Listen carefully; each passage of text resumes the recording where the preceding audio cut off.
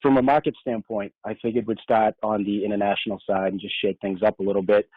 There's been quite a bit of development across all modes of transportation. One of the key notices that was released this week is India is officially on a 21-day lockdown. Whether you're delivering to or shipping from India, this is a critical one because India actually produces 20% of the world's generic pharmaceuticals. So with them being shut down and really nothing coming out, there's obviously a residual effect across the globe. The flash PMI, so that's the Purchasing Managers Index for Europe, was released last week after our call. And it painted a not-so-rosy picture, which is just not all that surprising, really. So overall for Europe, it came out at 44.8, and just to remind everybody, 50, anything above 50 indicates growth, and below that indicates a retractionary economy. That's a 92-month low. The Germany PMI specifically was 45.7, and France even lower at 42.9. So definitely some concerning times there. There's also talk of extending travel bans, which will no doubt contribute negatively to all these numbers going forward as well. Maersk Line, in a bit of good news, is waiving any and all detention fees through April 7th on imports to India.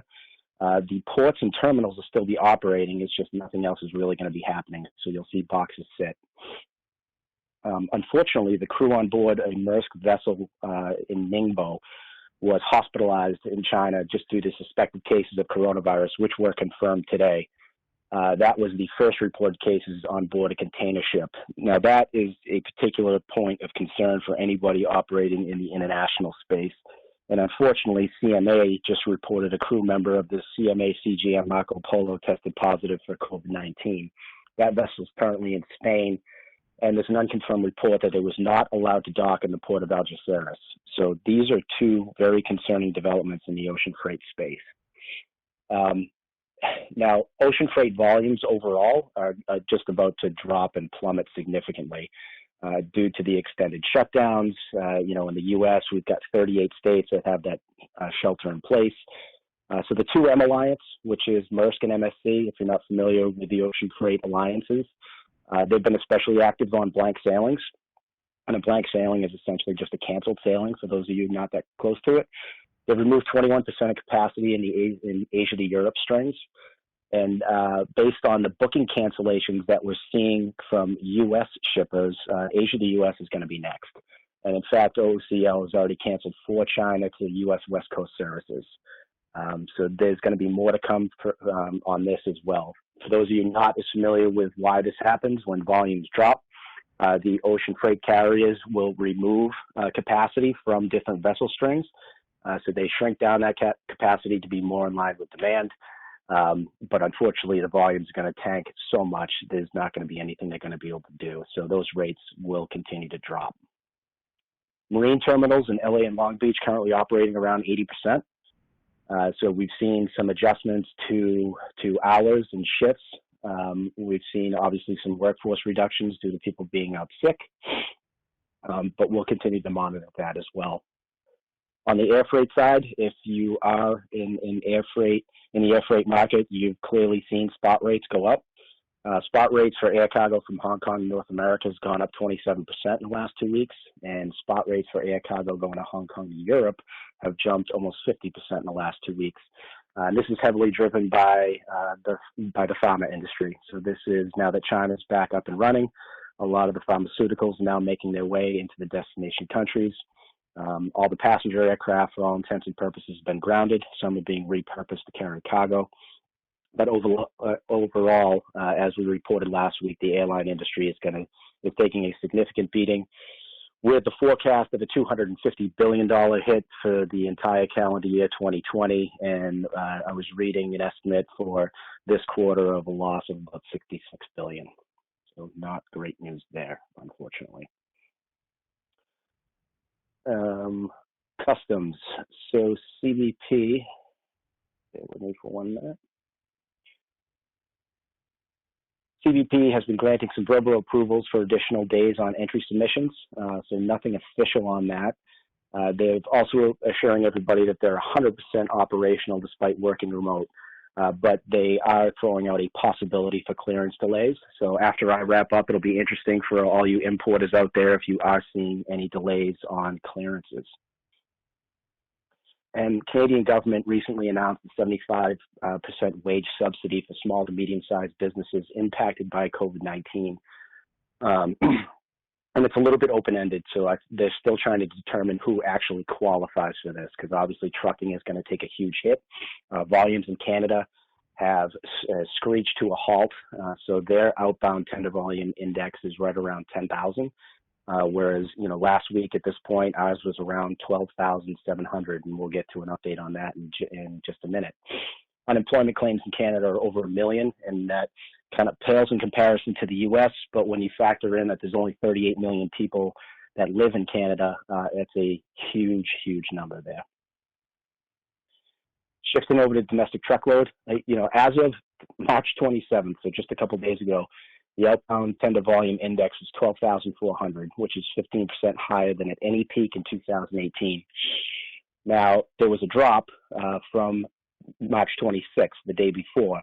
So that's like our first indication there that things are starting to happen, and things meaning that volumes are starting to decrease and capacity is starting to loosen. Just as of today, so 4 days later, as of 4/1, the outbound tender volume index is at 11,613. So this, to me, I think we can all agree that there is a cliff coming, and I think the carriers are going to see it. So what all of you should expect is to be receiving a lot more phone calls from carriers, trying to position themselves to gather up volumes that they see are going to be going away. I would speculate that you'll also hear a lot from asset-based carriers who are going to want to secure more capacity so they can focus on asset utilization versus focusing on price. But it'll be interesting next week when we circle back to see what's actually happening. As of 3/27, the outbound tender rejection index was over 19%, which is obviously massive. As of today, just a couple of days later, it's now down to 17.5. So there's a correlation there between the tender volume index and the tender rejection index, and they seem to be moving in the same direction. The CVSA, so the Commercial Vehicle Safety Alliance, the inspection blitz has been postponed until further notice. Further notice could be May, could be further along there. That's, some carriers just avoid that and work around it by pulling themselves out anyway. So there's always a capacity crunch when this happens. So thankfully, this has been pushed out for the time being. A couple of quick notes on less than truckload and small package. FedEx Freight has adopted a quote rapid return policy on shipments. So they're no longer reviewing restricted states or essential businesses or commodities. The shipment will be returned to its origin as soon as it's confirmed the consignee is closed.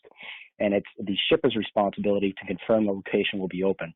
And any return shipments will move on a revenue bill, and the charges will be absorbed by the shipper. So I would also expect other companies to follow suit there. Most all of the LTL service providers are waiving, the guarantees. The small package guys are already talking force majeure in terms of service. Interestingly, FedEx Small Package has just recently implemented a surcharge on express, small package, and freight shipments, which is effective April 6th.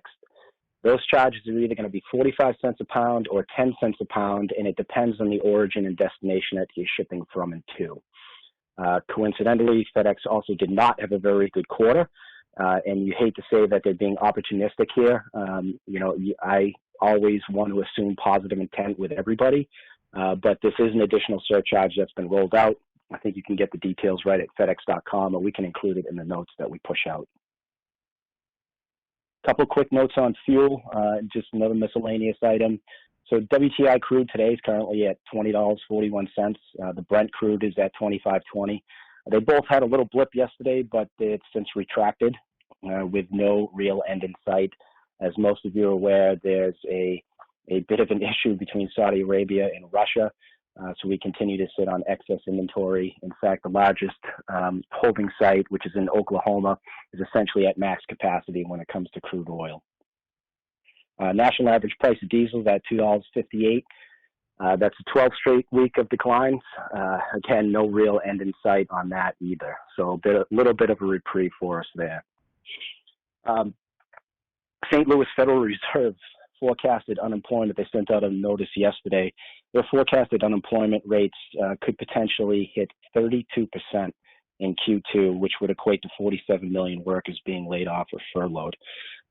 Again, that's just one estimate. I've seen a couple, but because it came from the Federal Reserve in St. Louis, I figured it warrants mentioning.